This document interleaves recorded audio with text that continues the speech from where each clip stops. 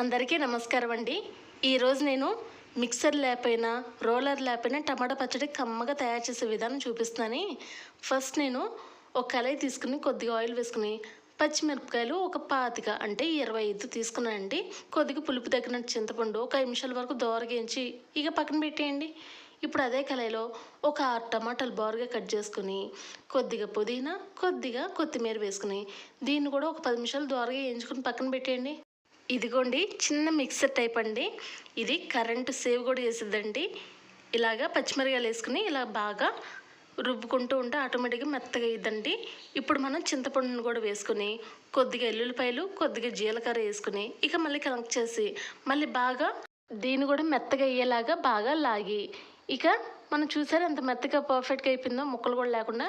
ఇప్పుడు టమాటాలని కొత్తిమీర పుదీనా కలుపుకున్నాం కదా, అది మొత్తం వేసుకొని చూసారా ఇంతే సింపుల్గా అయిపోయిందా. ఎటువంటి కష్టం కూడా పడక్కర్లేదండి, సింపుల్గా అయిపోయిందా. పొద్దున పొడి కూడా మనం ఎక్సర్సైజ్ చేసినట్టుగా ఉండిద్దండి. ఇలా టమాటా పచ్చడి రెడీ అయిందా. మరి ఉల్లిపాయలు కూడా కావాలి కదా. ఇక టమాటా పచ్చడి పక్కన పెట్టండి, మరి చిన్న బాక్స్ కదా నలగదు. ఉల్లిపాయలు టేస్ట్ తగ్గట్టు సాల్ట్ కూడా వేసుకుని బాగా మిక్సీ పట్టుకోండి, మరీ మెత్తగా కాదు కచ్చాపిచ్చిగా. ఇప్పుడు ఈ టమాటా పచ్చడి కూడా వేసుకుని ఒకసారి ఓవరాల్గా మీరు చేత్తోనే ఇలాగ కలుపుకుంటూ ఉండండి కలిసేలాగా. ఇంతేనండి, సింపుల్గా అయిపోయిందా. ఇటు మీ ఎక్సర్సైజ్ అయినట్టుకుండిద్ది, ఇటు టైం కూడా సేవ్ చేసినట్టుకుండిద్ది ఎక్సర్సైజ్ల కోసం. సరే అండి, నా ఛానల్ మీకు నచ్చినట్టయితే please like, share and subscribe. ఇంకా మంచి మంచి యూస్ఫుల్ థింగ్ చెప్తూనే ఉంటానండి.